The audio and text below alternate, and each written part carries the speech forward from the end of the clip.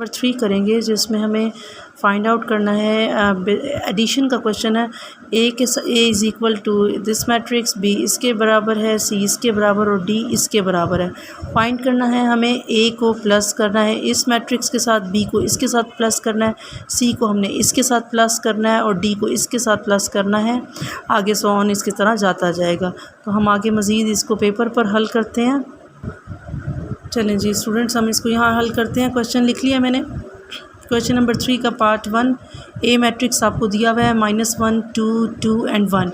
Find करना है आपने ए के साथ प्लस ये वाला क्वेश्चन दिया हुआ है आपको 1 1 एंड 1 फॉर चारों इसकी इंट्रीज़ 1 है।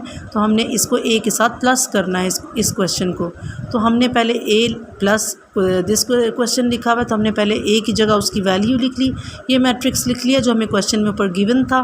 फिर हमने प्लस का साइन डाल दिया, फिर जो हमें क्वेश्चन गिवन था कि जिसको हमने ए के साथ प्लस करना था वो लिख लिया। तो हमारे पास ए प्लस हमारे पास क्वेश्चन गिवन आ गया। तो अब यहाँ देखिए प्लस करने का असूल क्या होता है, पहली इंट्री दूसरे मैट्रिक्स की पहली इंट्री, दूसरी इंट्री दूसरे मैट्रिक्स की दूसरी इंट्री, तीसरी इंट्री दूसरे मैट्रिक्स की तीसरी इंट्री, चौथी इंट्री चौथे मैट्रिक की चौथी इंट्री, सेंटर में प्लस के साइन।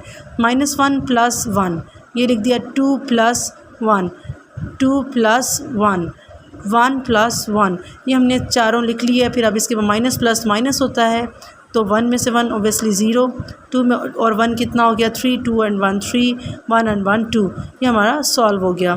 ठीक, आगे क्वेश्चन हमें दिया हुआ है बी कॉलम की सूरत में दिया हुआ है 1/1 -1 दिया हुआ है। तो फाइंड करना है b + -2 एंड 3 ये हमें। तो हमने क्वेश्चन क्या लिखना है, पहले b की जगह पर इसकी जो क्वेश्चन में दिया हुआ है b बराबर है इस कॉलम के, तो हमने b की जगह ये वाला कॉलम लिख देना और फिर प्लस का साइन डाल के ये क्वेश्चन वाला कॉलम लिख देना है। तो ये देखिएगा इक्वल का साइन लाजमी डालना है आपने। अब यहाँ देखें कि आपने ये वाला b की जगह पर b का मैट्रिक्स लिख दिया, प्लस का साइन डाला एंड बी सेकंड हमने क्वेश्चन वाला मैट्रिक्स लिख दिया। फिर अब देखिएगा फर्स्ट आप डायरेक्ट भी कर सकते हैं और इस तरह ब्रैकेट लगा के भी कर सकते हैं। 1 लिखा, फिर प्लस का साइन डाला, -2 को ब्रैकेट में, क्योंकि दो साइन इकट्ठे नहीं आ सकते तो हम बीच में ब्रैकेट का लगाएंगे तो उसको बाद में खोल लेंगे। तो उसके बाद -1 लगाया, फिर प्लस लगाया एंड 3 लगाया, तो ये प्लस माइनस माइनस हो गया। 2 में से 1 गया, हमारे पास 1 बचा, -1 बिकॉज बड़ी रकम के साथ माइनस था इसलिए -1 आ गया।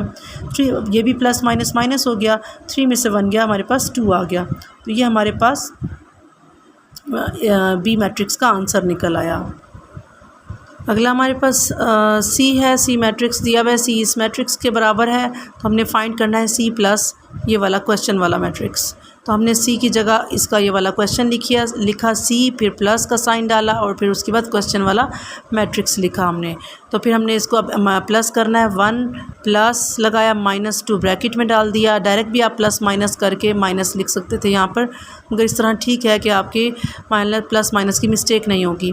फिर -1 लिखा, थोड़ा सा गैप देकर फिर प्लस लगाया, फिर उसके बाद सेकंड एंट्री 1 लिखा, फिर 2 लिखा, फिर प्लस डाला और उसके बाद तीसरी एंट्री 3 लिखा। अब यहाँ देखिएगा प्लस माइनस माइनस, 2 में से 1 माइनस हुआ, -1 2 बड़ा है तो उसके साथ -1 बच रहा है तो -1 आएगा। तो 1 में से 1 गया, प्लस माइनस हो 0 हो गया, 2 और 3 5 हो गया हमारे पास। ये हमारे पास सी का आंसर निकल आया। डी हमारे पास है 1 2 3 -1 0 एंड 2। तो फाइंड करना है हमें डी मालूम करना है 0 1 2 0 1। तो हमें अब क्या करना है कि डी की जगह उसका मैट्रिक्स लिख देना है, उसके बाद प्लस का साइन डालना है, उसके बाद क्वेश्चन वाला मैट्रिक्स लिखना है हमने। फिर पहली एंट्री को पहली एंट्री से प्लस करना है, दूसरी को दूसरी के साथ, तीसरी को तीसरी के साथ। इसी तरह 1 लिखा, प्लस डाला, 0 डाला, फिर थोड़ा सा गैप डाला, फिर 2 लिखा, फिर प्लस लिखा और फिर 1 लिखा। तीसरी एंट्री 3 लिखा, प्लस डाला एंड 0 का साइन 0 डाला, फिर -1, फिर plus and second entry first 2 लिखा, फिर 0 लिखा, फिर सेकेंड एंट्री 0 लिखा, फिर 2 लिखा, प्लस लिखा एंड 1। ये हमारे पास इस तरह कॉलम बन जाएगा। तो 1 का 1 आ जाएगा, 2 और 1 3 हो जाएगा हमारे पास, 3 का 3 आ गया, 2 में से 1 गया, 1 आ गया, 0 का 0 आ गया एंड 2 और 1 3 हो गया।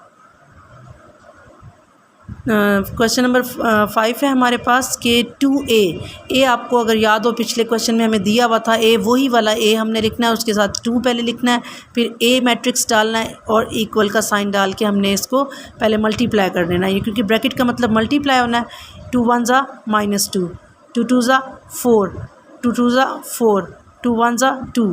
तो पेज पे जगह नहीं थी तो मैंने इसी जगह ही इक्वल का साइन डालकर यहाँ आगे कर लिया। आप लोगों ने नीचे स्टेप अगला स्टेप लेना है।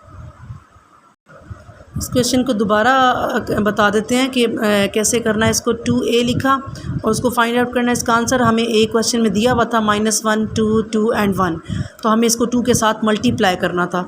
तो 2 लिखा और ए की जगह पर हमने इसका ये मैट्रिक्स लिख दिया। अब इसको मल्टीप्लाई करेंगे, 2 1 ज़ा 2, आप ऐसे 2 लिखें, फिर ब्रैकेट में -1 डालें, फिर सेकंड आप ये वाला 2 लिखें, फिर उसके बाद 2 लिखें, उसके बाद फिर ये आप 2 पहले लिखें जिसको मल्टीप्लाई कर रहे हैं, फिर अंदर वाली एंट्री डालें, फिर यहाँ पर ये बाहर वाला 2 पहले लिखें, फिर अंदर वाली एंट्री डालें। तो 2 1 ज़ा 2 हो जाएगा, -2, 2 2 ज़ा 4 आ जाएगा, 2 2 ज़ा ये भी 4 एंड 2 1 ज़ा 2। क्वेश्चन 6 है, देखिए कि हमें दिया हुआ है -1 एंड b।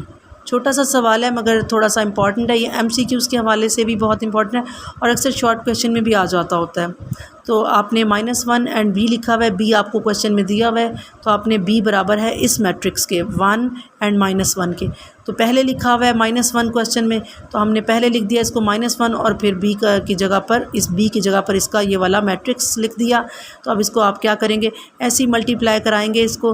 तो -1 को इस वाले -1 के साथ लिख दिया और नीचे वाले -1 को भी नीचे वाले -1 के साथ ऐसे लिख दिया। तो माइनस माइनस प्लस होता है, 1 1 ज़ा 1, -1 आ गया। एंड नीचे मल्टीप्लाई करने से अलामतें जमा हो जाती हैं, साइन प्लस हो जाते हैं माइनस के, माइनस माइनस प्लस हो जाएगा और 1 1 ज़ा 1। तो हमारे पास क्या आ जाएगा, -1/1 आपके पास आंसर आ जाएगा बी का।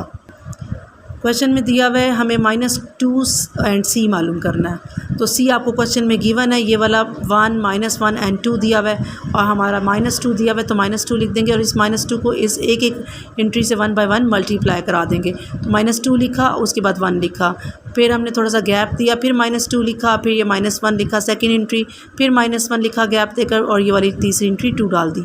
-1 2 1 ज़ा, ये देखिए 2 1 ज़ा 2, -2 हो गया, माइनस माइनस प्लस हो गया, 2 1 ज़ा 2 आ गया, +2 हो गया और ये भी क्योंकि एक सिंगल माइनस है तो माइनस आ जाएगा, 2 2 ज़ा 4, -4 आ जाएगा आपके पास आंसर। अब देखिए अगला सवाल है 3D मालूम करना है आपको। D आपको क्वेश्चन में गिवन है 1 2 3 -1 0 एंड 2।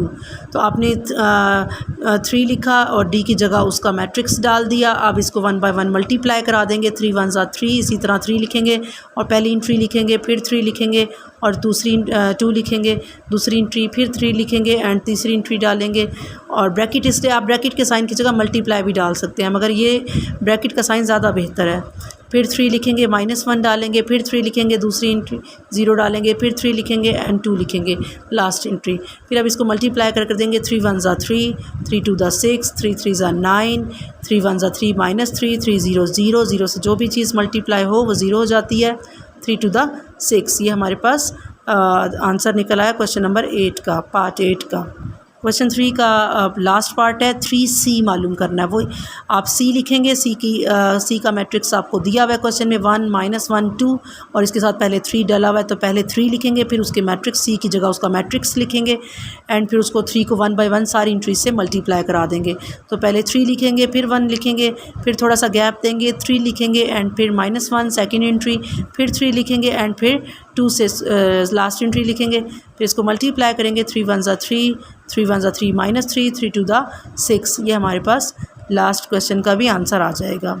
शुक्रिया, आई होप आप लोगों को समझ आया होगा क्वेश्चन। तो लाइक कर दीजिएगा, सब्सक्राइब कर दीजिएगा चैनल को। बहुत शुक्रिया।